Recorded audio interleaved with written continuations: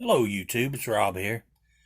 I thought I'd come to you today with a little video about kind of revisiting on my Bond Arms roughneck Derringer that I purchased a few weeks ago.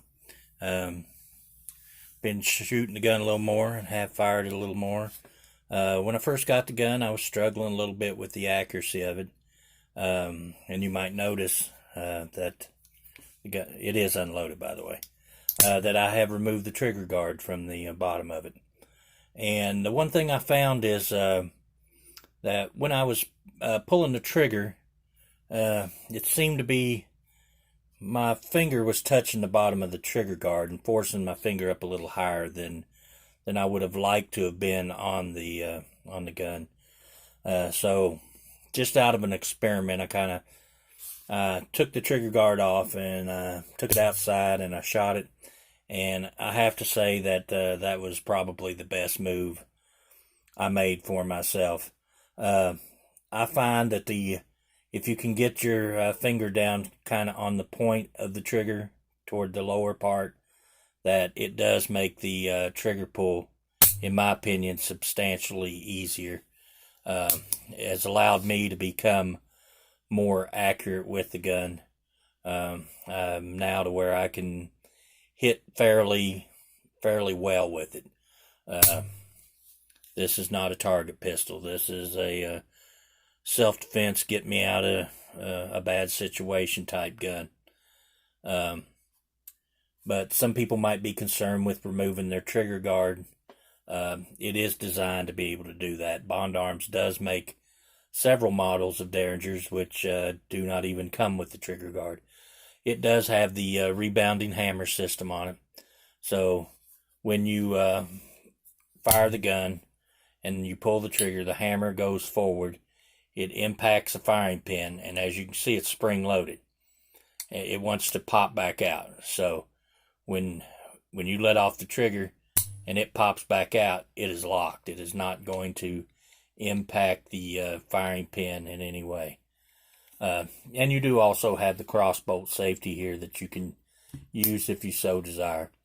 I don't use mine. I don't feel that I have the need to do that. So removing the trigger guard did help me to improve my accuracy with this gun substantially. It's definitely helped me. So with that, I did go out and purchase a little pocket holster for it, and if I ain't mistaken, this is a Bulldog, and I threw away the packaging before I should have looked and included that in the video. But I went to my local pawn shop and we just kind of looked through the holsters and what they had in stock, and we just kept opening the packages and trying them until I found one that fit the way I wanted it. But this just slides down in there. It covers your trigger. So there's no way even for anything to come in contact with your trigger. The gun is well protected down in there. And I have carried this gun every day since I've gotten it.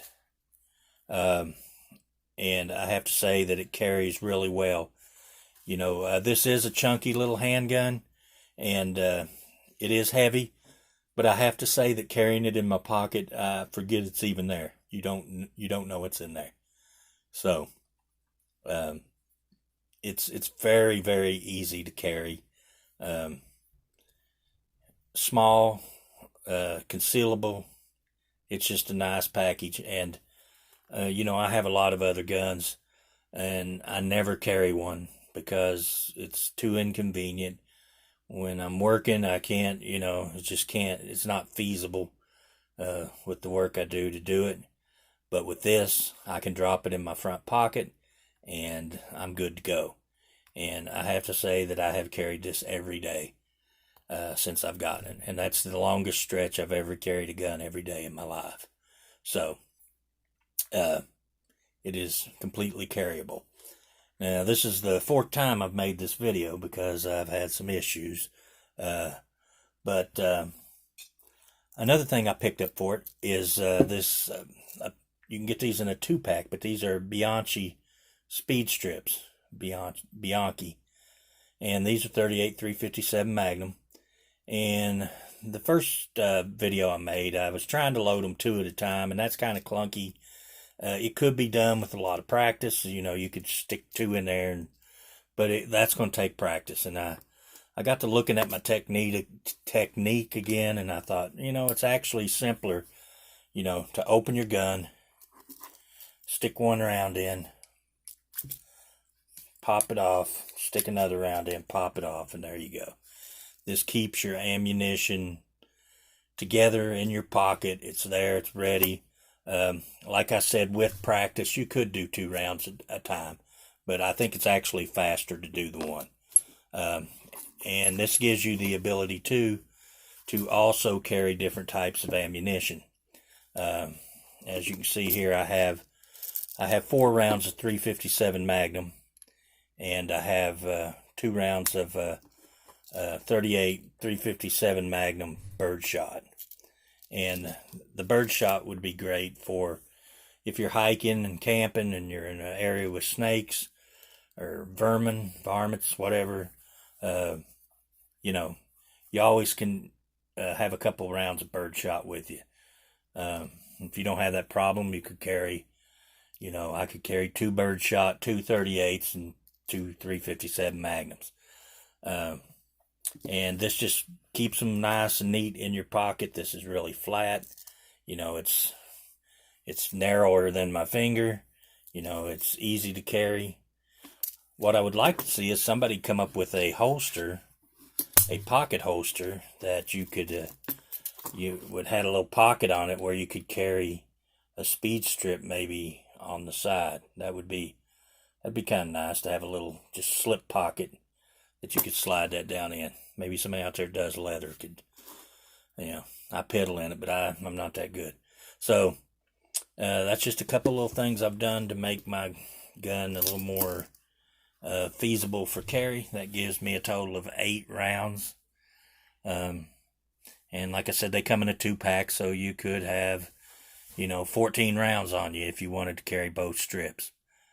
But that's just a couple little things, a little insight into, as I carry this, how I learn maybe a little better way to do it.